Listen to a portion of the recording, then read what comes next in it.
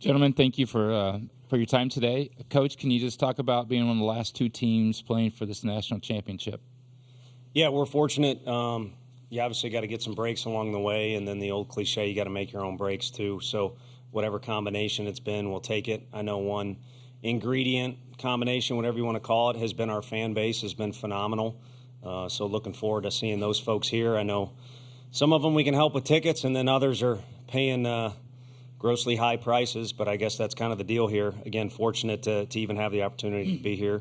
And then as far as where we're at, I think we talked as a group before the season, and there were a few things we wanted to accomplish, but one thing in the back of my mind was I like this group enough. I'd like to be around them as long as possible.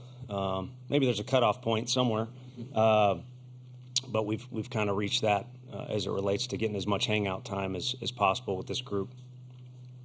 Great, thank you. Well, questions now for the players. First one's right here. Kirby, I'm curious, what was it like facing Tennessee and y'all's lineup back in the fall?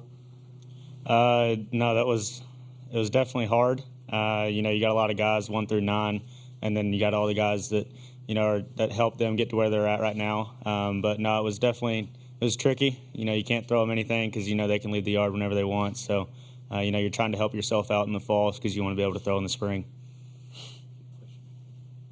Howard Borden, KOBM Omaha coach, and Kirby and Kavares, congratulations to you in Tennessee for reaching the championship series.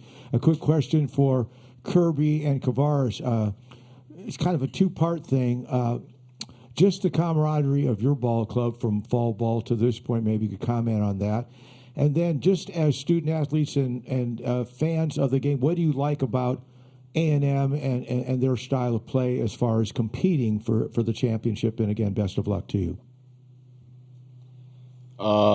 As far as it goes with our team camaraderie, I think that started in the summer, which is something that was really big for us players returning.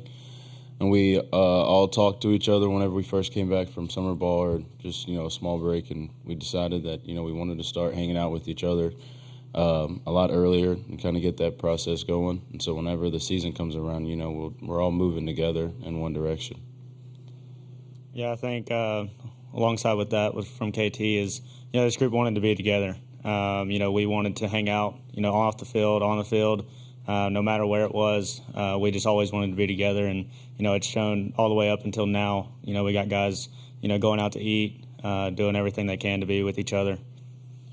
And, as far as your one question, I think this is a SEC series that did not happen during the regular season, obviously. But I don't mean to speak for anybody else. Both sides are probably pretty happy it's at a neutral site. Their place has their own unique brand, how they do things, and you'd be remiss if you didn't say it gets rowdy in that ballpark. And then I guess you're only as good as your last game, so to speak. That Evansville game that Xander pitched in was absolutely bananas with our fans. So maybe it's best that it's on a neutral site. Questions for players? Right there.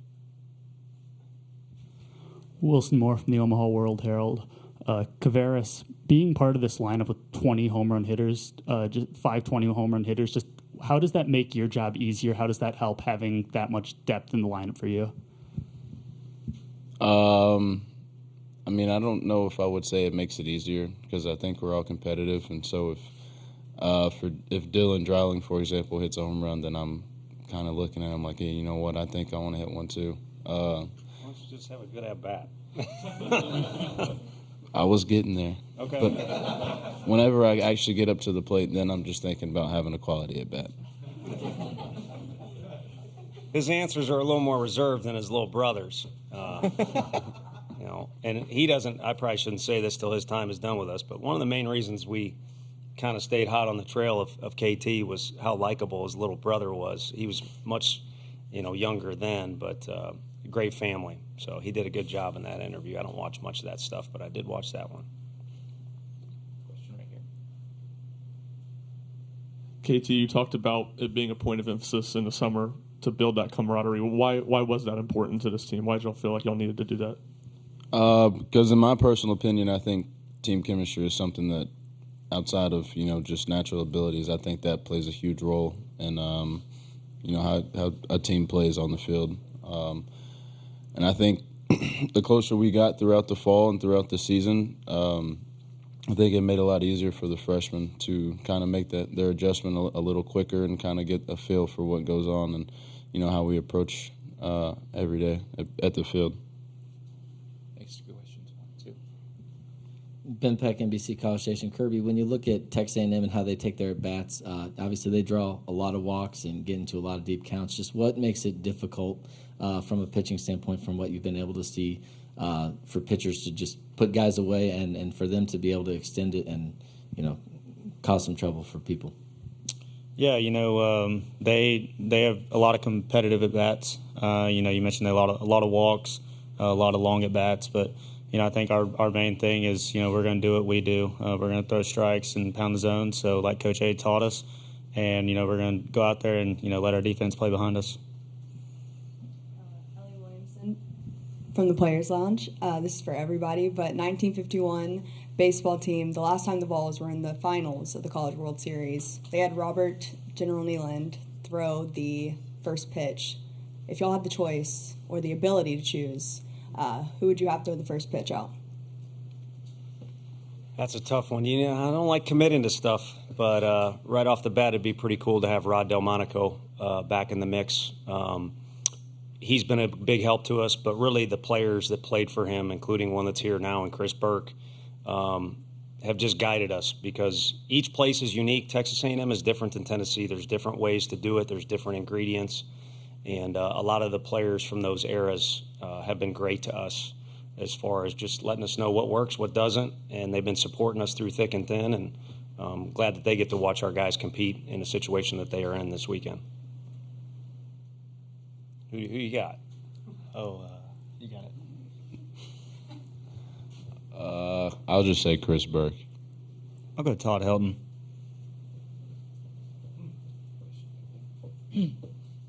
Reese Van Afton, WATE. Kirby, it seems like every time there's a jam, Tony seems to pick you out and choose you to go, and you go in almost every game. How do you mentally prepare yourself to pitch in every single game, especially when there's 3 straight coming up?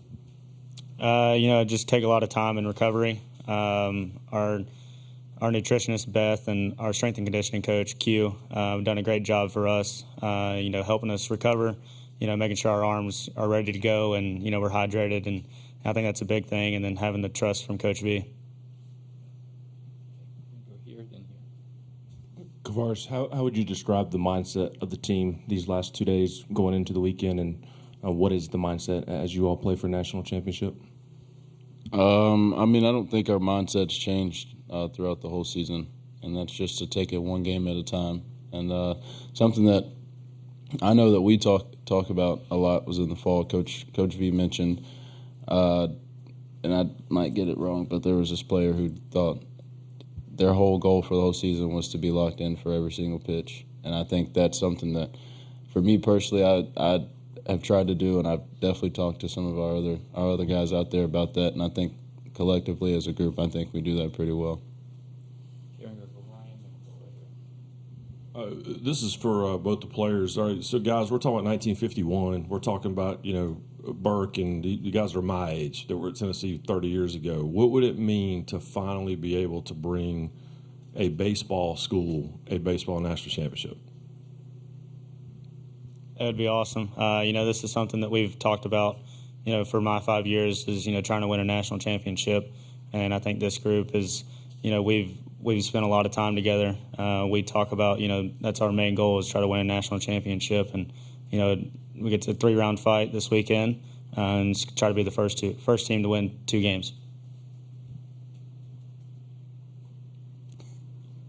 I think it would definitely be special, especially for the guys that have done so much to help us to get us to where we are at now, the players that came before us, and also for the fans and family that have sacrificed so much of their time to come and watch us and give us support. I think it would definitely be something special for everybody.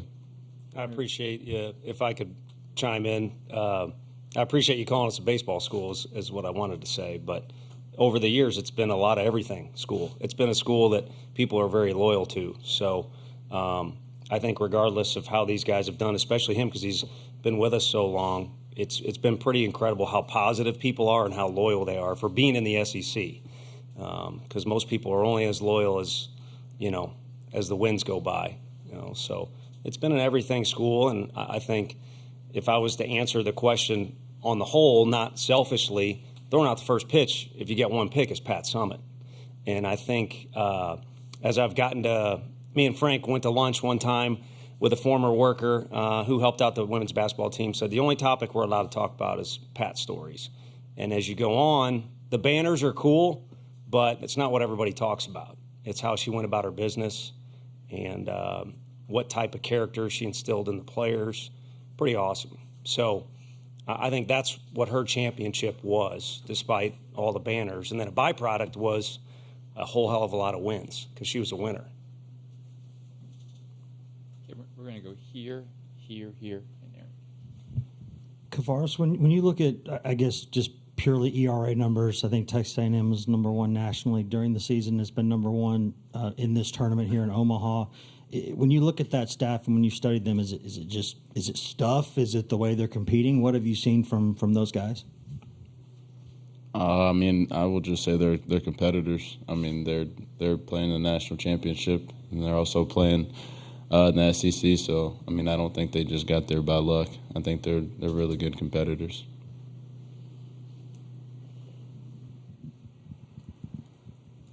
Karthik Venkatraman, WBIR in Knoxville. What do you guys feel like you guys learned about playing Texas A&M in the SEC tournament? I was asked, I'll lead because I was just asked that question on the radio, and how much value does that game have? And unfortunately, not a whole lot because we're, for whatever reason, able to edge them out on that particular day, but we don't get any runs for that on the scoreboard. And I think everyone who's ever competed in that tournament loves it.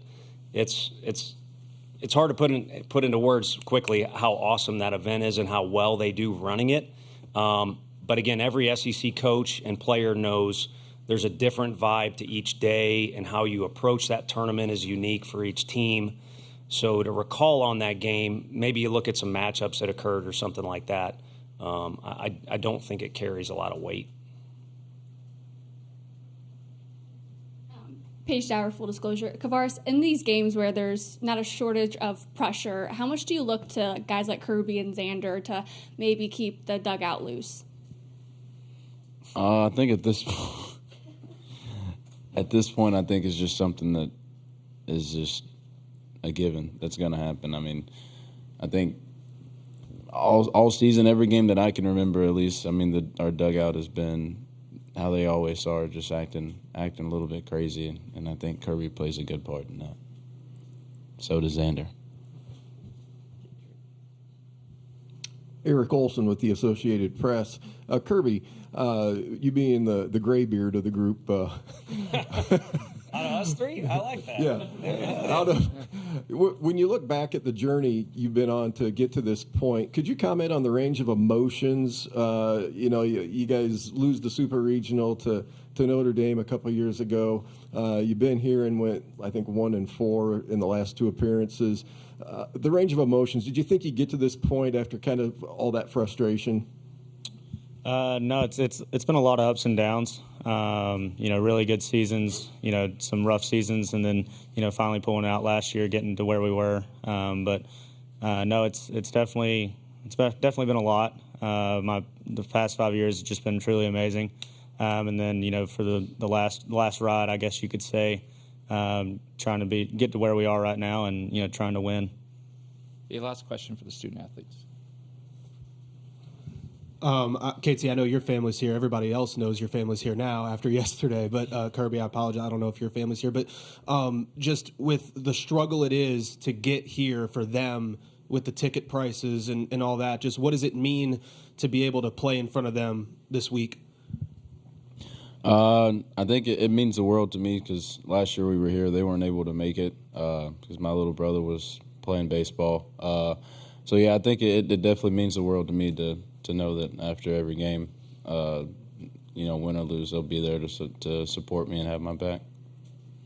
Yeah, so my family was here for the first two games. I actually banned my middle brother from coming to any games because we'd always lose when he showed up. But no, he's finally making the trip up from Missouri this year, or Mississippi. I don't know why I said Missouri. Mississippi.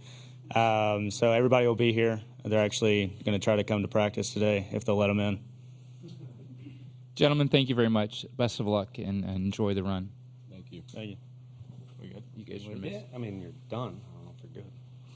You guys can go. Oh, okay. Yeah. You sure you don't want us to stay? Not really. Okay, good. Don't worry, KT. I'll get your chair.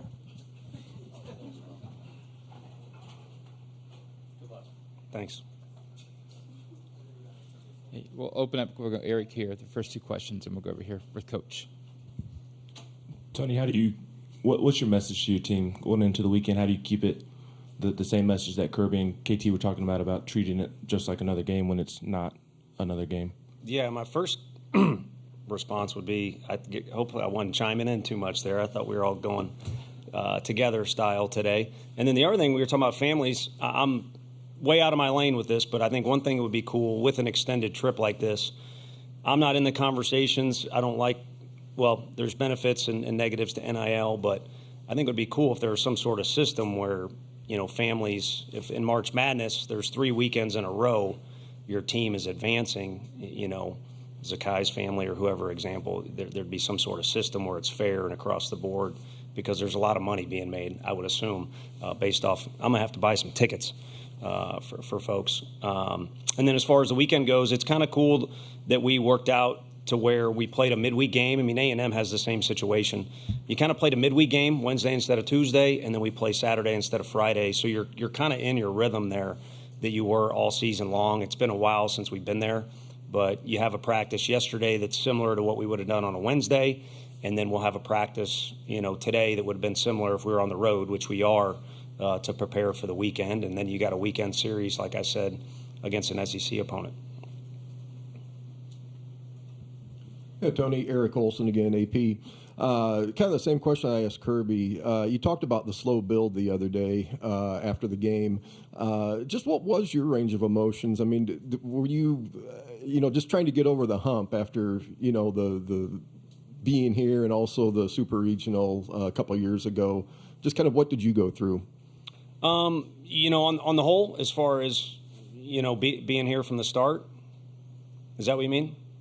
Yeah, I mean, just kind of the obstacles that maybe you didn't clear and now you have. Yeah, no, that makes sense. I think, again, it was kind of my tangent about Coach Summit, I think applies certainly to what she had going on, and by no means would I ever compare myself to that at all. But what it is for me is like after last year and the year prior and then the buildup of the program, kind of one of the things we did talk about in that meeting where we had a dry erase board behind us and wrote down things we'd like to accomplish. One of my personal things was just to get excited about coming to work every day.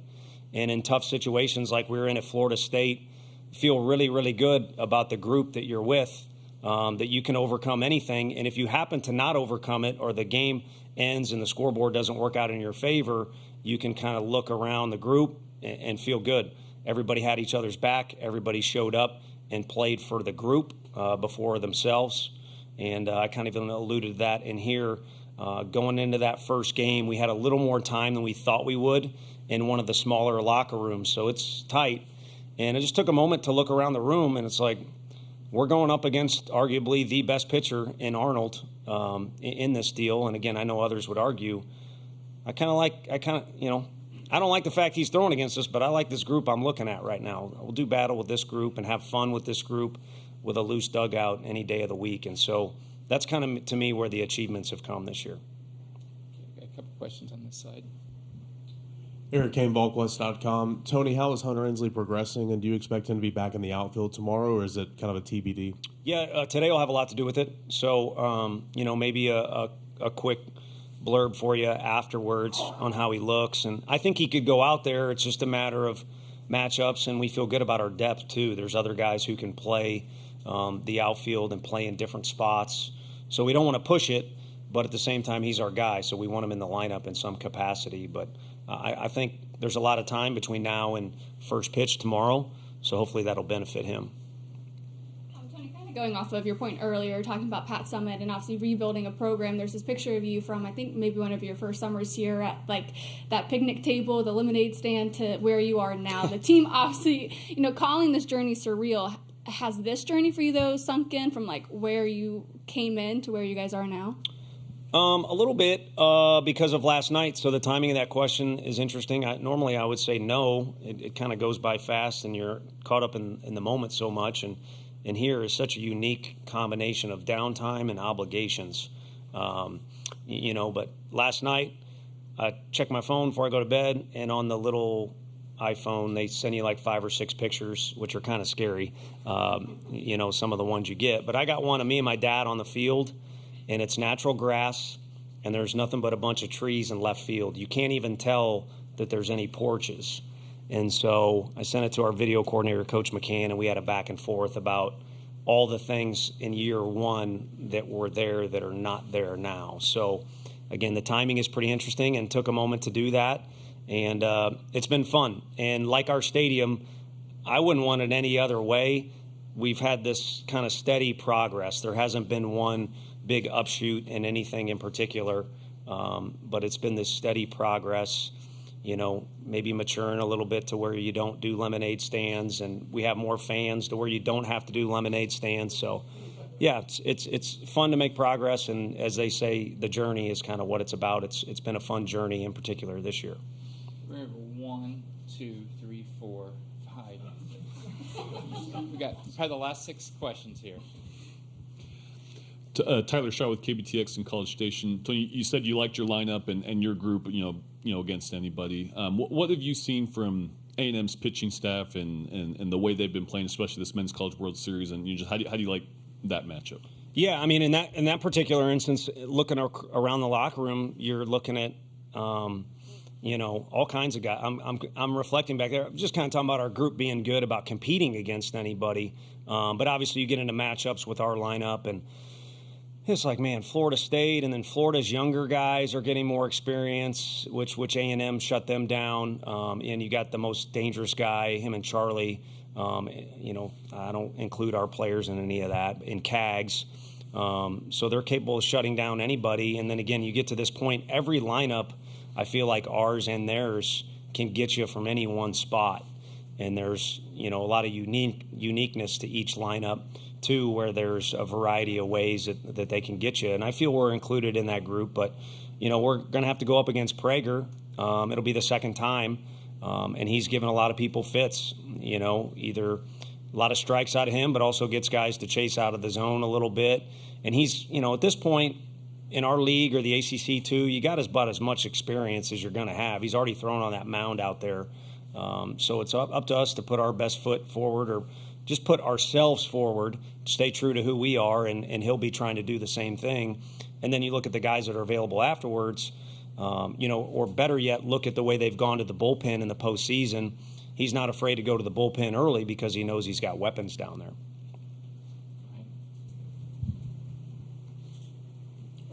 I had one.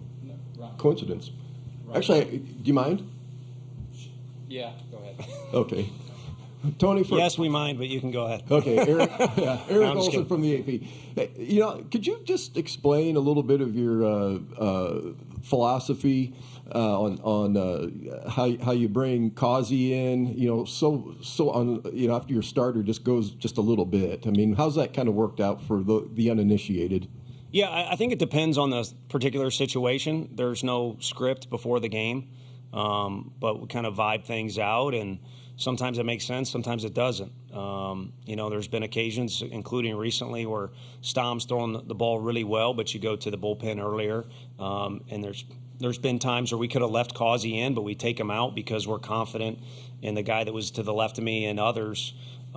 So I forget who said it. I believe it was even an MLB game. It wasn't a college game, or it might have been Sully. You make a decision and you look smart if it goes well, and you don't if it doesn't.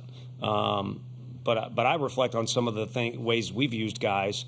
Sometimes you look back and like, that was not the right move, but it worked out. And then there's other times where, I'm second guessing myself or go over things with Frank, and he's like, that's 100% the right move. It just didn't go that way. So, we'll go with our gut, and we'll go with a group of guys, like I said, in that locker room that we feel good about regardless of how the result goes, as long as we stay true to who we are. Tony, I think you as a coach and this program has been known for its emotion over the years, sometimes good, sometimes bad. How do you manage that? How have you evolved about managing that in that dugout, particularly in the biggest game they'll ever play in? Sure. No, I think it's all good emotion if you ask me, because you're doing – we talked about KT's family, and KT alluded to the support staff. Megan Anderson, our academic coordinator, Q, all the people that are helping these guys. I mean, heck, they get massages now, cryo. They get every resource in the world. What a disservice you're doing if you go out there and someone questions whether you had passion for what you were doing, or had any energy or enthusiasm for what you're doing. Even if you're just like the guy that I was in the dugout that's warming up the outfielder, freaking do it as good as you can. Otherwise, it's a complete disservice. And so I like thank yous from kids. But you all know it too, either that are parents or just a friend. You know what appreciation looks like, and it's not saying thank you.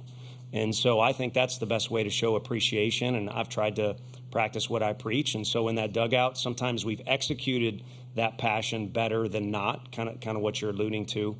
But I think in this particular year, our guys have had a good little sense of what 9 innings is all about and how to navigate those waters. And you can throw pregame in that and even postgame in the middle of these series that we've had to play.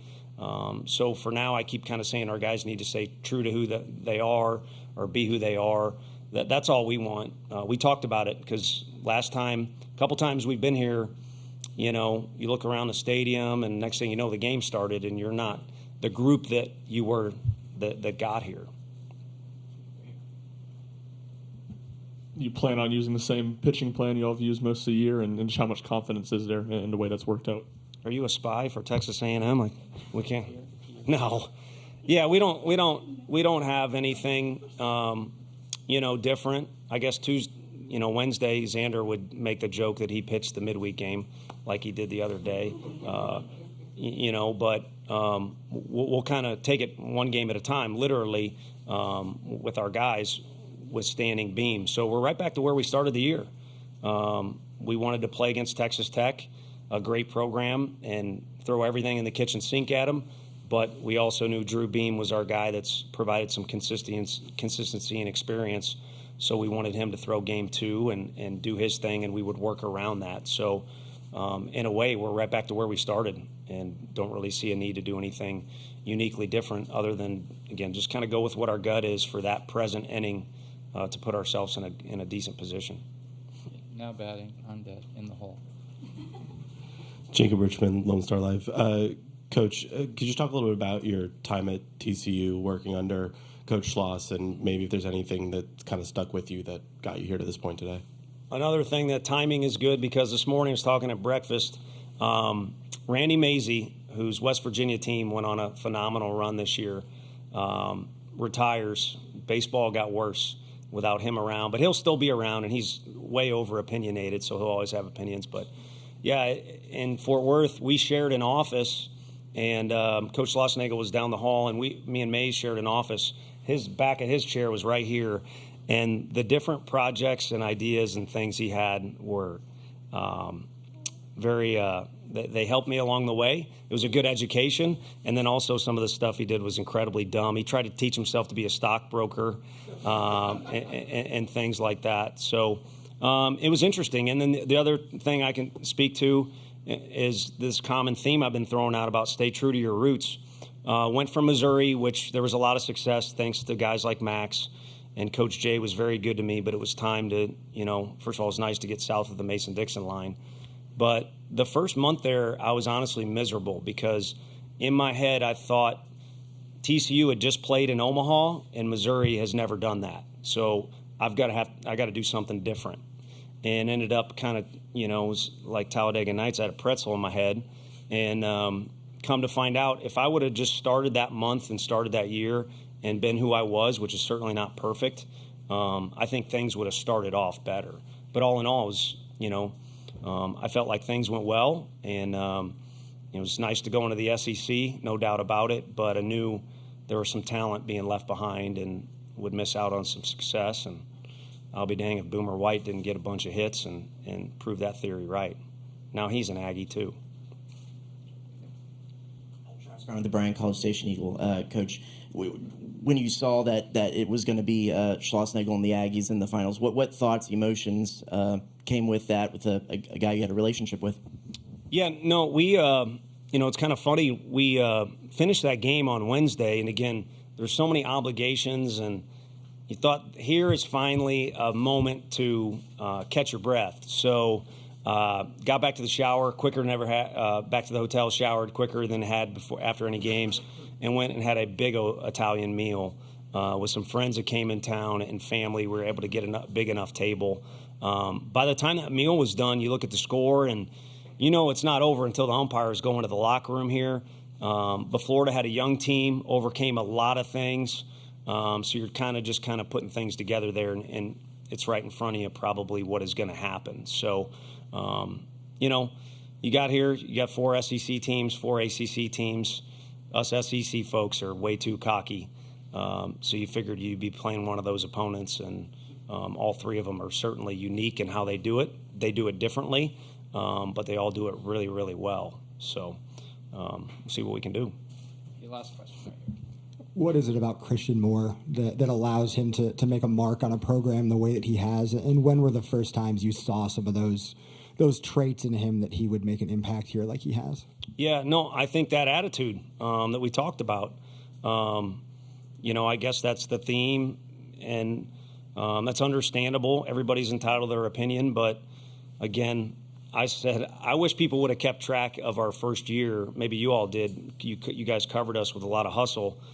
There was a lot of we took a lot of abuse on our field and other fields too, either on the scoreboard or across the way. We were bullied is the easiest way to say it, and no one wanted that feeling again, and not just in SEC but non-conference play.